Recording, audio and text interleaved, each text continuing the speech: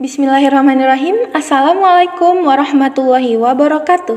Halo semuanya. Kali ini saya akan menjelaskan tentang dampak overprotective orang tua dalam perlindungan anak.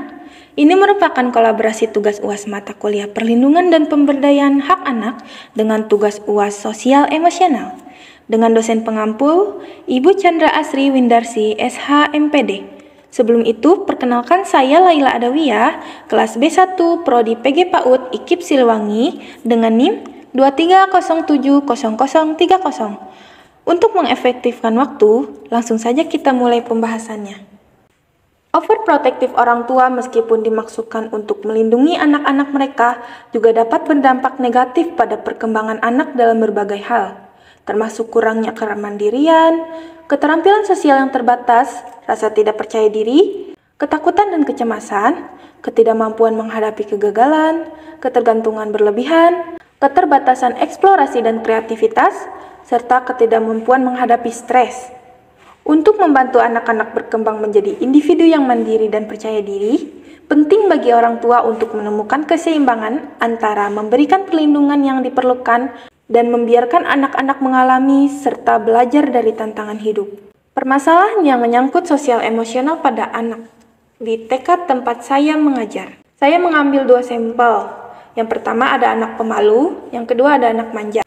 Anak pemalu di sini adalah anak yang merasa canggung atau tidak nyaman dalam situasi sosial, seringkali menarik diri dan berbicara lebih sedikit, serta membutuhkan waktu lebih lama untuk merasa nyaman dan berinteraksi dengan orang lain.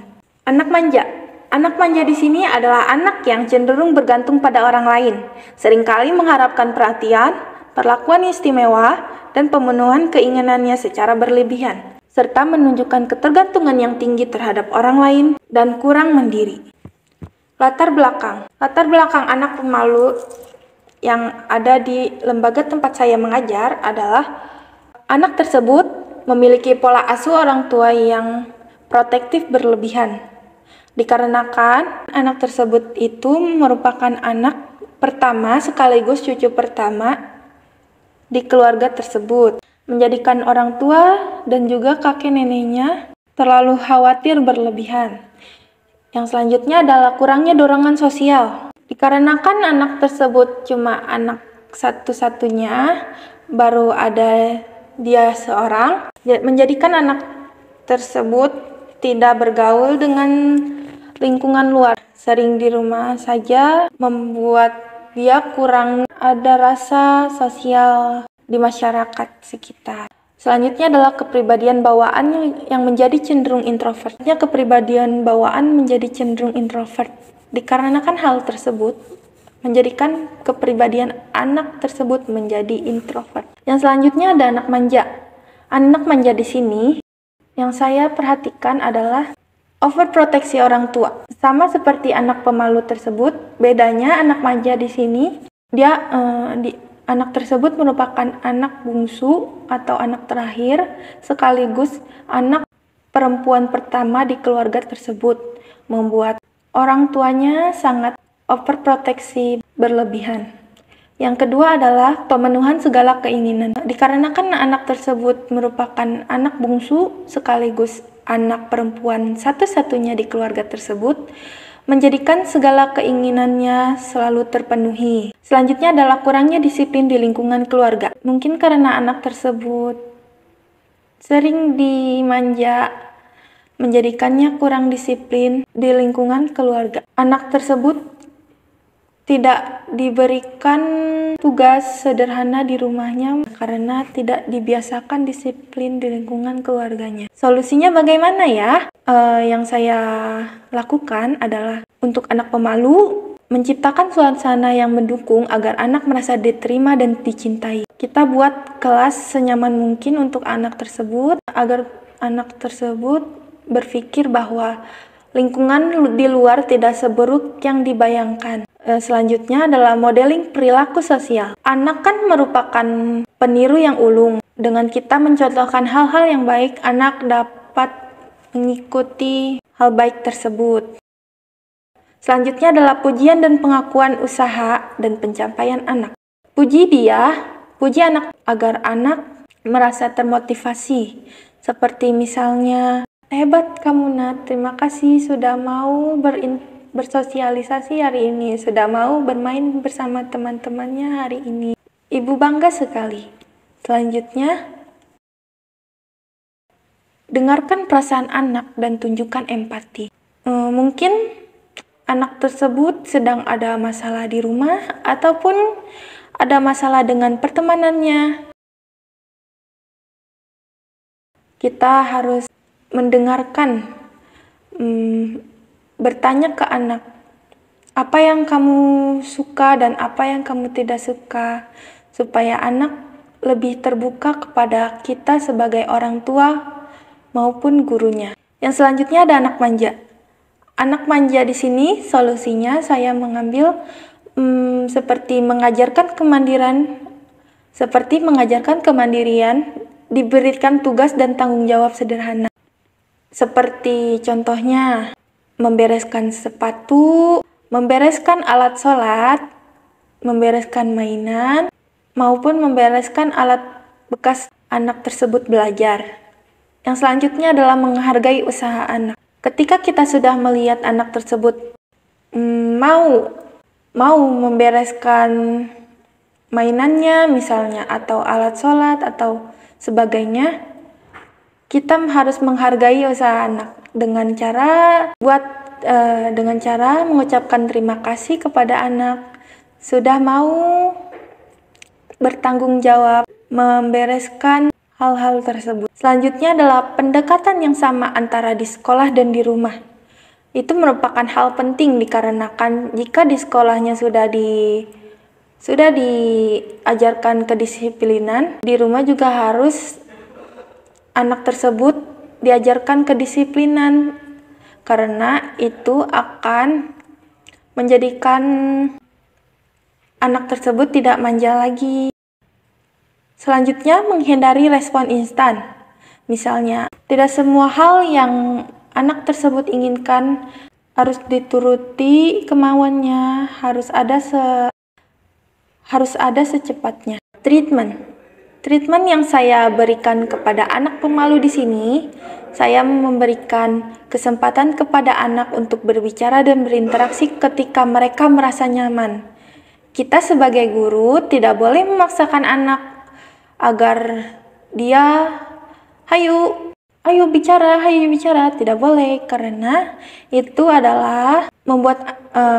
hal itu membuat anak merasa tidak nyaman, merasa dipaksa, dan akan menyebabkan anak akan terus-terusan menjadi anak pemalu. Selanjutnya adalah berikan anak pujian ketika berani berbicara atau berpartisipasi dalam kegiatan di kelas.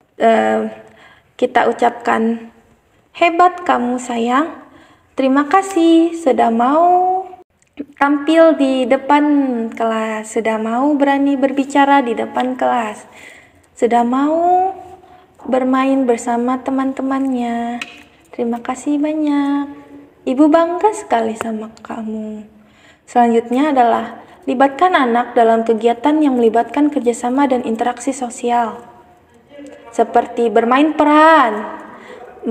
Terus bisa juga dengan bermain berkelompok, olahraga, senam, seperti itu. Selanjutnya adalah pilih kegiatan yang sesuai dengan minat anak. Seperti misalnya anak menyukai seni. Kita harus kembangkan potensi anak tersebut supaya anak merasa sedikit-sedikit bisa mengatasi rasa malu tersebut. Supaya anak bisa berkembang lebih baik lagi dengan kita pilihkan kegiatan yang sesuai dengan minat anak tersebut. Selanjutnya, anak manja. Treatment yang saya berikan untuk anak manja di sini, saya memberikan anak tanggung jawab kecil yang sesuai dengan usia dan kemampuan mereka. Misalnya, merapikan tempat makan, membereskan alat sholat, terus membereskan sepatu dan tas ke tempatnya. Seperti itu. Selanjutnya ada puji anak ketika mereka menunjukkan perilaku mandiri dan tidak manja. Seperti anak pemalu yang sebelumnya, saya mencoba memuji anak tersebut ketika mereka menunjukkan rasa mandiri dan tidak manja. Seperti contohnya, kamu hebat nah, sudah mau merapikan tempat. Kamu hebat nak, sudah mau membereskan apa yang sudah tidak dipakai lagi, membereskan alat sholat misalnya, atau membereskan mainan. Sudah mulai sedikit-sedikit anak itu berkembang membereskan hal-hal tersebut, kita ucapkan terima kasih agar anak merasa termotivasi dengan kalimat tersebut. Selanjutnya adalah libatkan orang tua dalam mendukung perkembangan kemandirian anak di rumah. Peran orang tua juga sangat penting dalam perkembangan kemandirian anak di rumah. Jika hanya di sekolah saja yang kita buat disiplin, kita ajarkan kedisiplinan, sedangkan di rumahnya sama saja, masih dilayani, masih dituruti semua kemauannya, sama aja bohong gitu. Buat anak tidak akan berkembang jika di rumahnya tidak diajarkan kedisiplinan. Terakhir ada penerapan konsekuensi yang konsisten. Misalnya kita harus konsisten. Kalau misalnya enggak. Kalau misalnya iya. Kalau misalnya harus. Kita jangan kalah dengan anak. Anak tuh senjatanya nangis. Kalau misalnya kita kalah dengan anak ketika anak merengek, menjadikan dia senjatanya menangis. Seperti itu. Jadi kita tidak boleh kalah dengan anak. Nah, kesimpulannya adalah permasalahan sosial emosional seperti pemalu dan manja pada anak usia dini dapat menghambat perkembangan mereka. Anak pemalu sering merasa tidak nyaman dalam situasi sosial.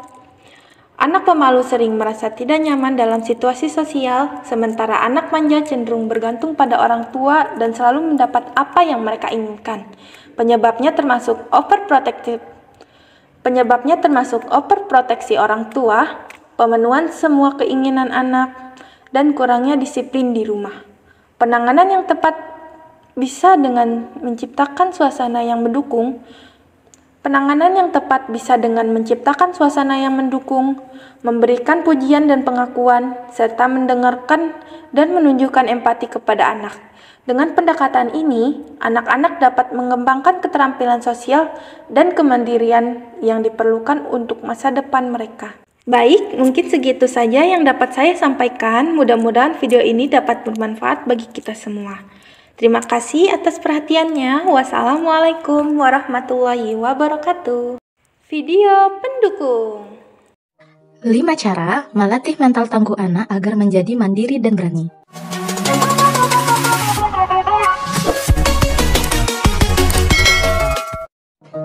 Hai Ibu Pintar, menjadi orang tua adalah hal yang paling membahagiakan. Untuk mewujudkan terbentuknya karakter dan mental anak yang kuat, sangat penting adanya pendampingan penuh dari kedua orang tua. Nah, ada beberapa hal yang dapat dilakukan untuk membentuk mental anak agar kuat pada masa dewasa kelak, yaitu yang pertama, biarkan si kecil menentukan pilihan. Anak yang pemberani dan memiliki mental tangguh adalah anak yang dapat menentukan pilihannya sendiri dan dapat memecahkan masalah. Contohnya, si kecil belum bisa memilih hal-hal rumit. Ibu Pintar bisa memberikan pilihan seperti menu makan siang apa yang si kecil inginkan atau baju apa yang ingin dipakai ketika ingin berpergian. Yang kedua, ajarkan kemampuan sosial pada si kecil. Alasan mengapa si kecil menjadi anak yang penakut dan tidak mandiri adalah karena si kecil tidak mengetahui cara berinteraksi dengan orang lain. Di samping itu, anak juga membutuhkan waktu dan latihan untuk bisa berinteraksi dengan orang lain selain keluarga. Nah, contohnya, ibu pintar bisa mengajak si kecil ke supermarket dan memerintahkan si kecil untuk membayar barang belanjaan. Yang ketiga, memberikan contoh secara langsung. Karena anak-anak belajar dengan cara meniru, maka orang tua dapat memberikan contoh mengenai hal yang akan diajarkan kepada anak. Ibu pintar bisa memberikan contoh dengan cara memulai menyelam di air untuk menunjukkan bahwa tidak ada yang harus ditakutkan saat berenang ketika si kecil takut untuk berenang. Yang keempat, ajarkan si kecil untuk mengekspresikan perasaan. Nah, ibu pintar salah satu cara melatih mental tangguh si kecil dengan cara mengajarkan dan membiarkan si kecil untuk dapat mengekspresikan perasaan layaknya orang dewasa, karena si kecil juga bisa merasakan berbagai macam emosi seperti rasa bahagia, rasa suka, dan rasa sedih. Cara yang kelima, memberikan kepercayaan diri pada anak. Agar mental anak memiliki mental tangguh dan berani, ibu pintar harus memberikan kepercayaan diri pada anak. Ibu pintar bisa tanamkan mindset bahwa si kecil bisa melewati berbagai rintangan jika si kecil berani untuk mencoba. Nah, mulailah dengan hal-hal yang terkecil. Misalnya, mempercayai anak untuk mengambil makanan sendiri, makan sendiri, selama hal tersebut masih sanggup dilakukan anak jika sudah lebih besar. Nah, ibu pintar, itulah 5 cara melatih mental tangguh anak agar si kecil menjadi mandiri dan berani, dan menjadi anak yang resilient. Dan jangan lupa, selain dengan cara di atas, ibu pintar juga harus mendukung tumbuh kembang si kecil, dan ibu pintar harus memberikan nutrisi yang lengkap dan seimbang. Contohnya, makanan yang mengandung nutrisi, vitamin, dan mineral.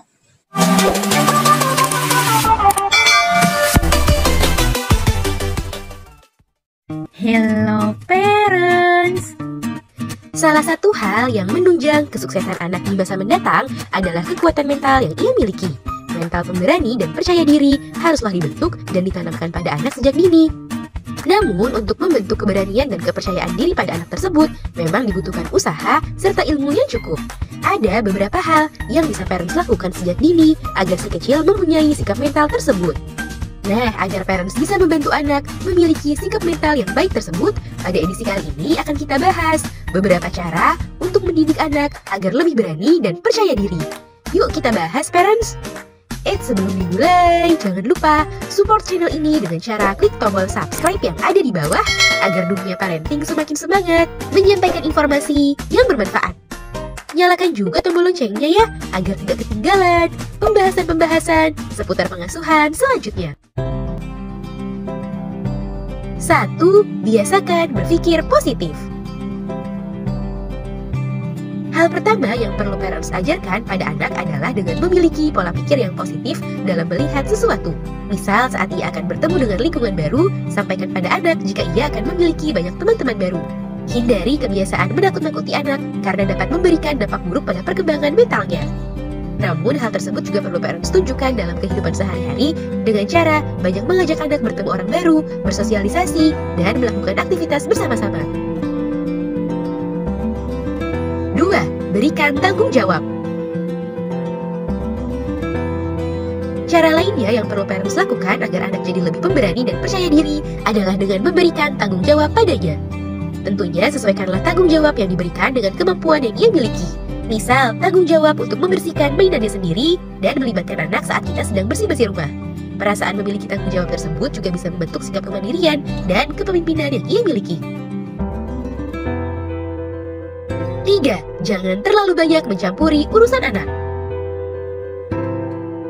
Hal lainnya yang perlu parents lakukan adalah dengan tidak terlalu mencampuri urusan si kecil. Biarkanlah si kecil melakukan hal-hal yang ia inginkan selama hal tersebut tidak membahayakan atau merugikan dirinya atau orang lain. Kesempatan untuk mengeksplor segala sesuatu yang ada di sekitarnya bisa menumbuhkan sikap berani dan percaya diri yang dimilikinya. Sebab ia merasa memiliki suatu kendali atas apa yang ia lakukan. Namun dampingi dan awasilah setiap aktivitas yang ia lakukan tersebut. 4. Sering ajak bicara. Cara lainnya yang bisa parents lakukan di rumah agar anak lebih berani dan percaya diri adalah dengan sering-sering mengajaknya berbicara dan berinteraksi. Banyak-banyaklah bertanya pada anak agar ia berani menyampaikan apa yang ia rasakan atau pikirkan. Berikan kesempatan padanya untuk terbiasa menyampaikan pendapat atau imajinasinya tanpa rasa takut. Sering mengajaknya bicara juga bisa memperkuat ikatan batin antara parents dengan si kecil. 5. Kenali dan asah bakatnya. Setiap anak pasti memiliki ciri khas dan keunikannya masing-masing. Parents perlu mengenali apa yang menjadi minat dan bakat si kecil. Coba amati apa yang menjadi kegemarannya atau aktivitas apa yang membuatnya betah untuk dilakukan. Lalu, jika parents merasa anak berbakat di suatu hal, maka ajaklah anak untuk menekuni bidang tersebut. Melakukan sesuatu yang ia suka dan kuasai sangat baik untuk membentuk kepercayaan diri yang ia miliki. Nah, itu dia parents, beberapa hal yang bisa dilakukan agar anak jadi pemberani dan percaya diri. Semoga informasi ini bermanfaat ya parents. Sekian.